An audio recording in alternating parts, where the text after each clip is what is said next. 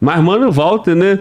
Bem mais inteligente do que eu, ele levantou a mão e pediu a palavra. Então, mano, Walter, por favor, contribua. Beleza, naquele momento que tava falando ali de Rússia, Elon Musk, guerra espacial, tava fazendo uma pesquisa aqui e esse foguete que você falou, o Cosmos 2558, uma coisa que me chamou muita atenção... É um satélite. É satélite. Ele enviou outros equipamentos de comunicação, navegação e militares, né? Então, assim, me chamou a atenção essa questão do militares, né? O que estaria por trás disso, né? O que se sabe disso daí? Eu procurei aqui alguma informação sobre equipamento militar. Não vai encontrar. Exato. Então, assim, é algo que, cara, só eles que sabem. E o outro que foi lançado agora em 16 de maio desse ano, também foram lançados vários satélites, né? E só que sem finalidade. A reportagem aqui ela é muito extensa, então eu não consegui aqui ler. Mas esse de 22, que é esse que você citou, me chamou a atenção por essa questão, por estar lançando satélites militares. Você veja que eles sabem exatamente que cada um tá mexendo na peça do tabuleiro. Só um detalhe, tá todo mundo digitando um aqui no chat, cara. Olha isso! Tá vendo aí, né, cara? Então eu não sou o único, né? E o Mano Walter brilhou ali, teve o seu momento, né?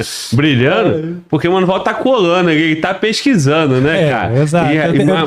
Tem a ferramenta na minha mão, né? Tem que utilizar. Bom, cara. Né? Tu tem 3 telas aí, né, cara? Pois é, cara, 2 computadores, um telefone. Faça irmão, por favor. Mas, por favor, tem um satélite comenta Lotus aí também. O que o Walter trouxe. Não, é isso. Não dá para saber ainda do que é capaz, porque eles não se revelaram, esses satélites. O que a gente sabe é que já existe uma guerra, nem que se possa dizer virtual, já existe uma guerra no espaço em que eles estão movendo as peças. Por enquanto é só pura estratégia ali, ó. Vamos ocupar o espaço. Mas não houve nenhum contato, não houve nenhum abate de parte a parte. Mas sabe-se que já tem satélites militares que estão um acompanhando o que o outro está fazendo. Tanto é que esse Cosmos... Tá escrito aí que ele já consegue mudar de órbita? Não, na informação aqui eu não consegui apurar isso.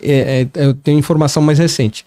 Os Estados Unidos detectou que ele já consegue seguir outros satélites. Então, isso pode ser utilizado, como a gente deduz aqui, para diversos fins. Ou guerra cibernética, interferência eletrônica, ou para abate, colisão, né? Ou, quem sabe, um disparo de alguma coisa, um laser ali que possa queimar algum circuito, alguma coisa. É isso que eu tava pensando também. Então, a gente tem que criar suposições. Fala aí, Mano Walter. Por favor, Mano Walter. Me ajuda, Mano Walter. Brilha, claro. Vai, Mano Walter. Então, o que me deixa... Eu sou um pouco da teoria da conspiração e me chamou a atenção essa questão aqui, né? E foi lançado em março, abril, maio, junho. Então, tipo assim, uma sequência de acontecimentos e a China vai mandando pro espaço, Estados Unidos, a Rússia. Aí me chamou a atenção essa questão de satélite militar, né? Será que não, nessa guerra espacial, o Glauber comentou, você também falou ali deles estarem colidindo, mas será que esses satélites militares não teria algum tipo de armamento que ele não seria danificado e ele conseguiria danificar outros satélites de outros países? Então, é possível. O problema é que a informação que eu tive é que esse satélite ele chegou a seguir um satélite militar americano, mas ele manteve uma distância segura de 70 quilômetros. Então, 70 quilômetros não é o suficiente, eles não têm equipamentos ali de leitura ou de visualização para detectar o que ele está carregando. Provavelmente, a próxima ação vai ser os Estados Unidos mandar um outro satélite para justamente fiscalizar e vigiar esse outro satélite. E é assim que funciona. Um lança um satélite para vigiar um, aí o outro lança um satélite para vigiar aquele, e assim vai acontecendo. Então, é uma guerra ainda não declarada. O que está acontecendo a gente sabe que você está de olho na gente e a gente também vai operacionalizar uma ação para estar de olho em vocês. Então, eles estão se conhecendo. É que nem os pugilistas, né? Quando eles começam um round, ficam circulando um em volta do outro, vendo como é que ele anda, se anda rápido, como é que ele empunha, né, os pulsos e tudo mais. É isso que está acontecendo nesse momento. Na guerra espacial, tem muita coisa ainda para acontecer, a gente vai ficar sabendo. Por enquanto, nada. 2 pontos. Primeiro, quem são eles? Estados Unidos e Rússia. China somente. Também. E China. Pois é, então estamos falando de Estados Unidos, Rússia e China. Isso. O resto do mundo Ainda tá, né? tá quem aí nessa atividade aí. E então... Embora, como eu falei, existem muitos satélites que são civis que podem ser utilizados para atividade militar. Hoje, seria errado você dizer que o satélite é só militar. Caso do GPS, que é um satélite que era militar e hoje é usado para civil e pode continuar sendo usado para atividade militar. Então, não necessariamente a gente fala assim, é um satélite puro para a guerra. Não, ele tem uma função que ele pode abrir um leque para diversas atividades, inclusive para a área militar. Tá, então nós estamos falando só, né, de 3 países. Né? Sim, que estão dominando nessa Índia, atividade. Israel, Os nada Estados disso. Unidos criou na época do governo Trump, de 2019, chama Space Force. Isso. Tem até um seriado meio que tirou sarro um pouco, fez um meme ali do Space Force. Que é justamente para voltar a esse assunto Guerra nas Estrelas. Falar assim, olha, a gente sabe que a China está fazendo operações estranhas no espaço e a gente não pode ficar esperando depois que eles já tiverem dominado essa área. A gente precisa ter algo paralelo funcionando também. Então, o Space Force foi criado pelo governo Trump. Provavelmente ele vai dar mais gás nesse assunto, porque o Trump, eu acho que ele tem um olhar muito mais estratégico do que o Biden. Veja que a situação dele com a Coreia do Norte, né, de fazer amizade na época, a Coreia do Norte, ela estava isolada ali, ele procurou um apoio. É uma visão de um cara estrategista. Ele fala assim, meu problema não é a Coreia do Norte, meu problema é a China. Pra que eu vou ficar arrumando confusão com 300 polos diferentes e aí eu não vou dar conta? Então, como diz o professor Vale, né? O inimigo do meu inimigo é meu amigo. Ele começa a buscar opções ali para mexer as peças do xadrez ali no tabuleiro. E ali não tinha sentido ele ter algum problema com a Coreia do Norte até aquele momento. Agora eu acho que ele vai ter muito trabalho para retomar tudo, né? Porque agora desandou muita coisa no mundo depois desse governo atual aqui americano. Então ele vai ter que remanejar as peças, os cavalos e as rainhas para conseguir cumprir as estratégias que ele tem em mente, que a gente ainda não sabe quais são. Então, a princípio, eu acho que tem a ver mais com a China. Ele vai estar focado. Então, e eu te perguntei, né, dos atores, porque nós estamos falando de Estados Unidos, Rússia e China. Isso. Então, você tem que equilibrar essa balança aí. Sim. Quando você fala, o Elon Musk, quando viu que a Ucrânia usaria, né, a Starlink para ataque o russo, ele sabe da potência espacial, né, e ele sabe que não é interessante permitir esse tipo de coisa. Então, não sei se faz sentido, eu quero que você me explique. Me parece, né, com essas informações, que não chegou o momento, né, de ter atrito. E se for para ter atrito, que a Rússia, né, não esteja unida com a China. Tem um desenho que chama Fuga das Galinhas. Você já viu esse desenho? Eu já. O Glauber eu acho que nunca viu, não. Não. Porra, não sei nem o que é galinha. É um desenho, parece infantil, mas é uma aula de liderança. Aquela galinha lá que assume o galinheiro e quer libertar todas as galinhas, né? Tem uma parte desse desenho, tem um galo que ele lutou na Segunda Guerra. Ele é da Royal Force, da Força Britânica. Ele solta uma frase ali que eu gravei na minha memória porque faz muito sentido. Ele fala assim, ó, os Estados Unidos só entram em guerra depois que o outro país já tá debilitado. Ele só entra com a energia dele depois que a guerra tá ganha, tá fácil. E aí, isso foi no desenho, tá? No desenho, o galo britânico reclamou que, ó, ele esperou a Alemanha tá bem fraquinha pra ir, ele falar, agora nós vamos entrar. Pode ser que de repente ele está esperando a Rússia realmente enfraquecer, se ela entregar os pontos. E aí ele entra com a área da dominação política, que é uma coisa que o americano sabe fazer muito bem, né? Que o professor Vale falou de revolução colorida, né? Ó, depõe esse cara aqui, vamos pôr um dos nossos. que é muito mais barato do que você fazer uma guerra. Para pra pensar. A guerra, pô, o que consome de recursos humanos, monetários, estrutura, uma logística dos Estados Unidos para do outro lado da Europa Oriental, enfim, custa muito caro. Não é mais barato depor o Putin? Mas como?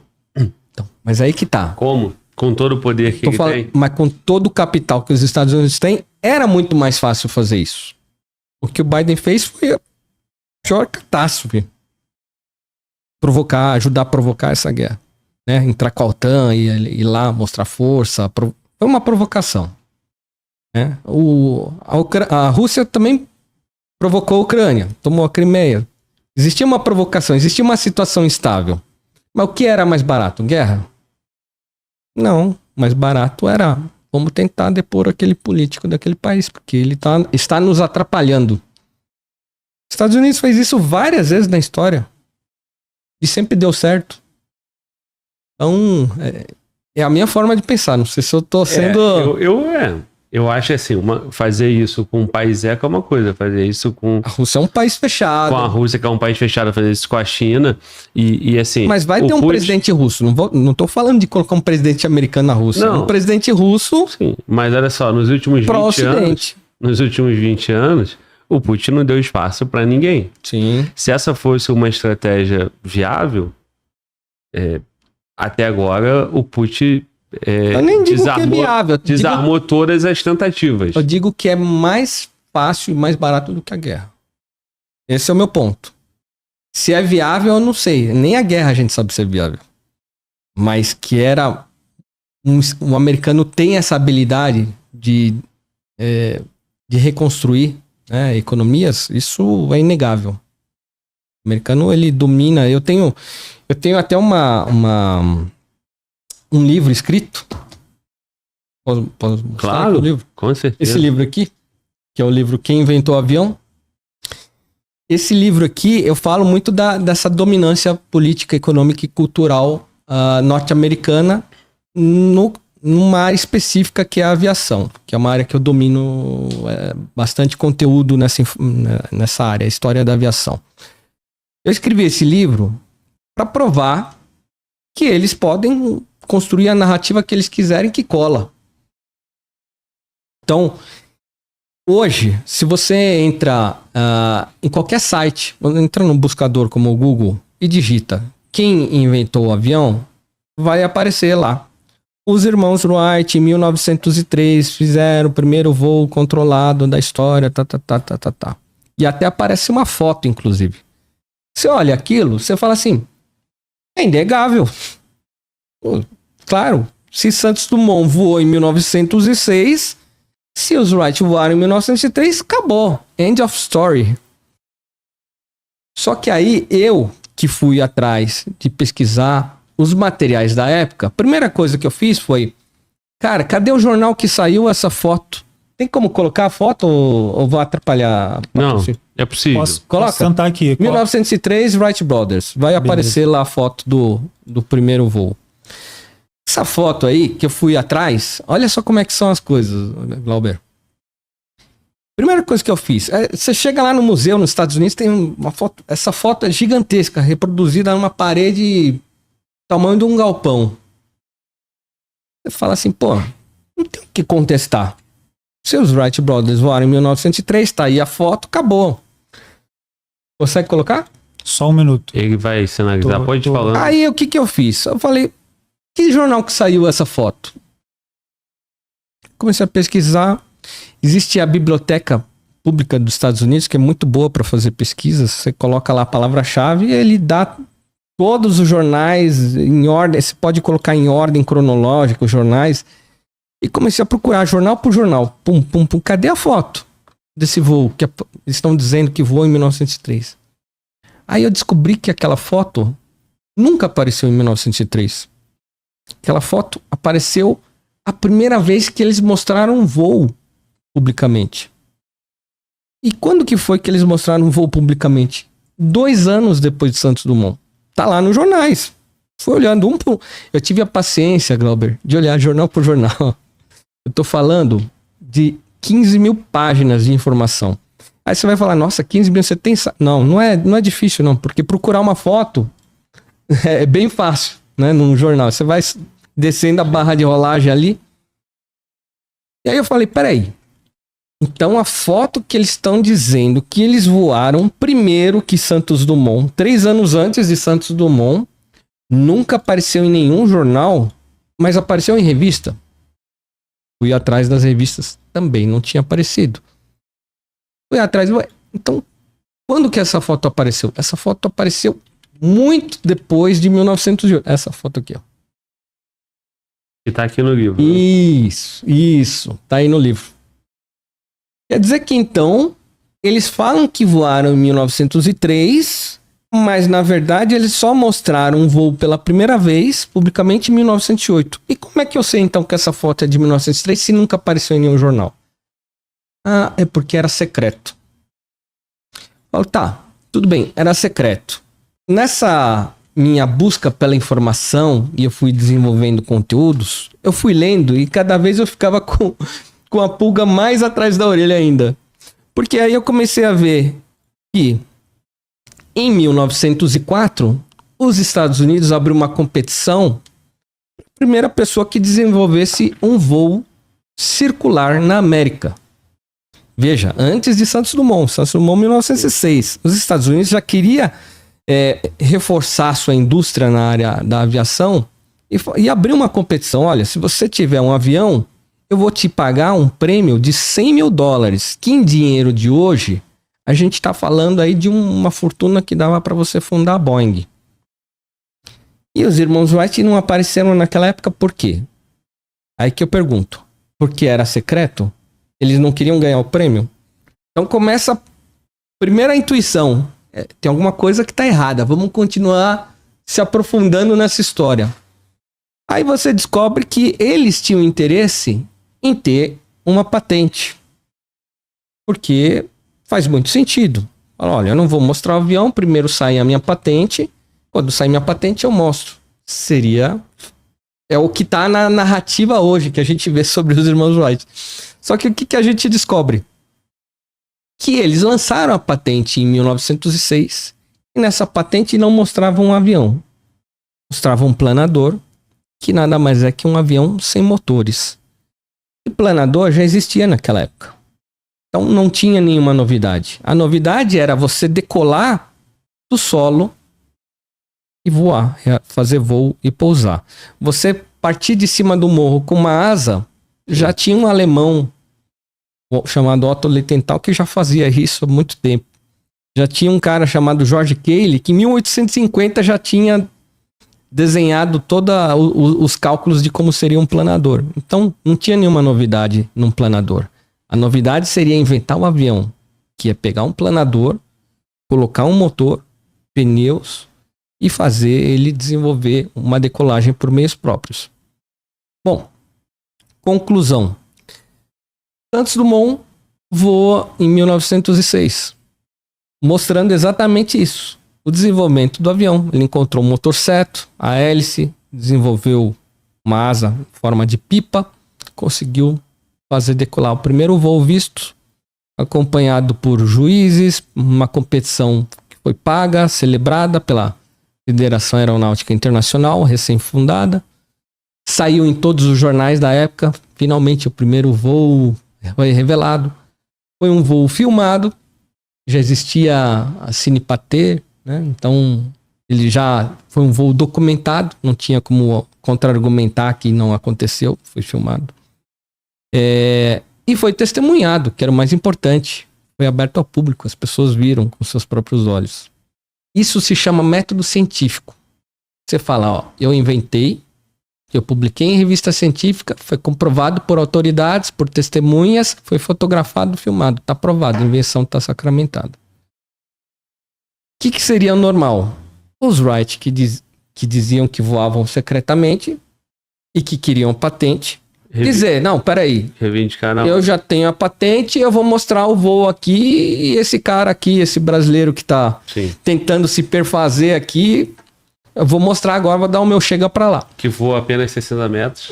Apenas 65 metros. Primeiro voo, o segundo voo voou 220. Sim.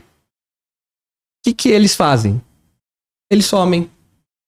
De repente, um breu na área jornalística, porque eles se calam. Eles diziam que voavam. O normal, quando alguém mostra um voo, seria você dizer, não, peraí, eu vou mostrar o meu. Mas eles se calam. Nessa hora, eles somem. E só reaparecem em 1908, 2 anos depois, quando o Santos Dumont já estava com o seu segundo avião, que era o Demoiselle, aprimorado.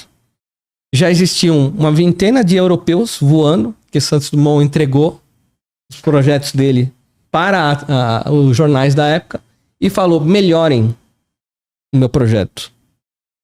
E aí os Wright aparecem em 1908, agosto de 1908, voando pela primeira vez em público com um motor francês. Que o motor aprimorado que Santos Dumont usou. Aí eu falo, se aconteceu tudo isso, peraí, alguma coisa tá errada. E sabe o que tá errado? É isso. É você digitar no Google quem inventou o avião e aparece lá, os irmãos Wright voaram em 1903, tá aqui a foto.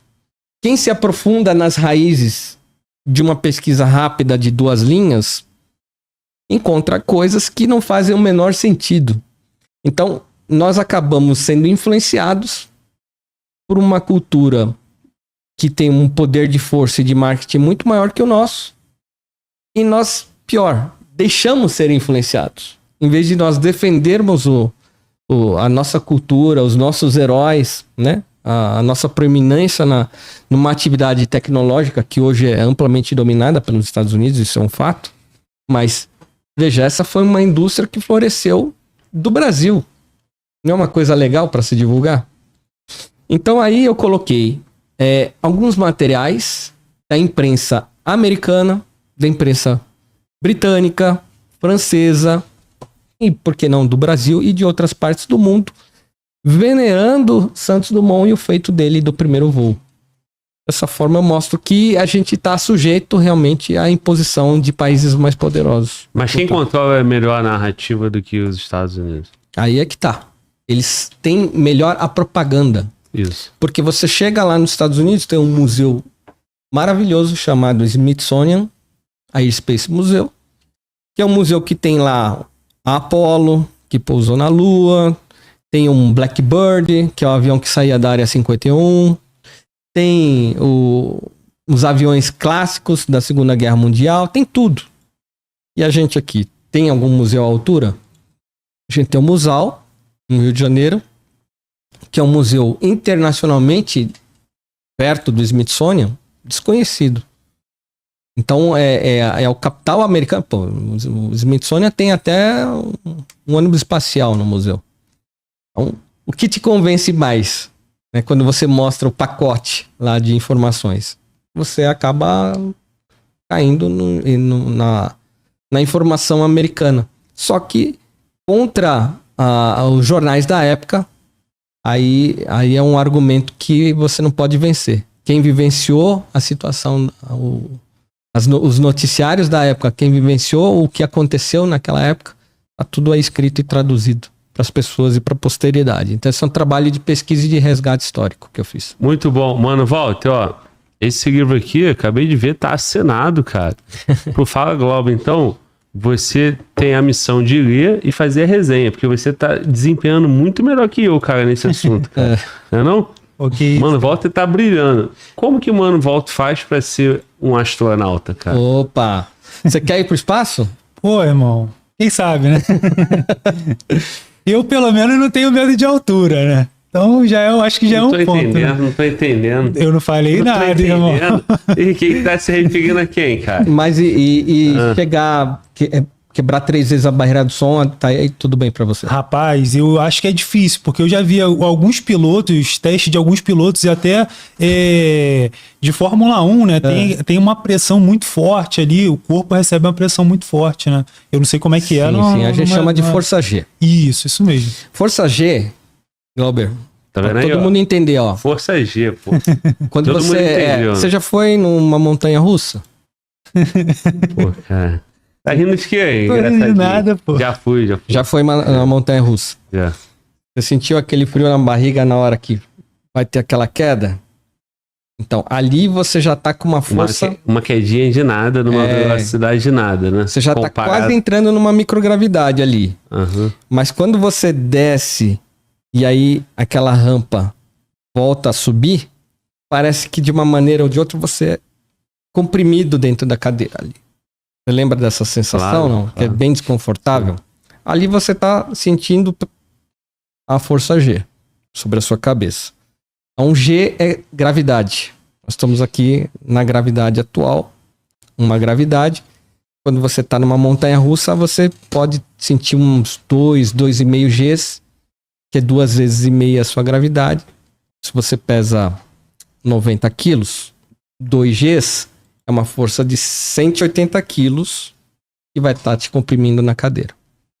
O piloto de caça, ele sente essas forças de uma maneira muito mais intensa, porque ele não está a 90 km horários descendo uma montanha-russa de 100 metros. Ele está a 1.000 km horários descendo 5.000 metros. Então eu senti isso quando eu estava voando de MiG, lá na Rússia. Sim. Então eu sabia que eu voei o MiG. Voei na Rússia de MiG, de caça. Escutei teu relato em outro podcast, mas quero ouvir aqui também. É isso aqui. Pronto. Tá. Esse é o caça aqui. Esse é o MiG-29 que eu voei na Rússia. Então, o que é essa força G? Aí você sente de maneira muito mais intensa a força G. Eu cheguei a 7 Gs. E para resumir, o treinamento num caça, você vai evoluindo nessa força G. Você não vai direto para a força G máxima. Primeiro você faz uma curva a uma velocidade de 1.000 km horários, num ângulo bem aberto. Vai sentir lá seus 2, 3 Gs. Muito similar a um Fórmula 1. Tá? Na pista também vai ter mais ou menos isso. Então é a tendência do seu corpo a escapar daquela na curva. E é uma força invisível te comprimindo no assento. Você tem que usar uma roupa especial num avião de caça porque as forças são muito mais intensas. Quando eu fiz 4 Gs, eu lembro que a sensação foi mais ou menos do estômago indo parar lá no joelho. Já é bem desconfortável 4 Gs. Já a maioria das pessoas já falou, chega, já para mim já deu. Como eu estava fazendo um treinamento suborbital no meu voo espacial, e eu segui em frente, fui para 5 Gs. Só que 5 Gs, um avião de caça, que nada mais é que você fazer uma curva num ângulo ainda mais agudo, menor, né, numa velocidade em torno de 1.500, 1.600 km horários, você vai lá sentir os 5 Gs. O que acontece? Você tem um efeito sobre o seu globo ocular. Então essas veias que são bem fininhas, que estão irrigando o teu globo ocular, que está te dando a visão, agora você está me enxergando, o sangue não conseguia irrigar esse globo ocular. Ele não tinha força suficiente, porque são veias muito pequenas, muito frágeis, e você tem o blackout. O blackout é o apagão. Tá lá, você tá com o olho aberto, mas escureceu o quarto. Você tem a sensação de cegueira. Sim. Isso é os 5 Gs num avião de caça, ali naquele momento de ângulo.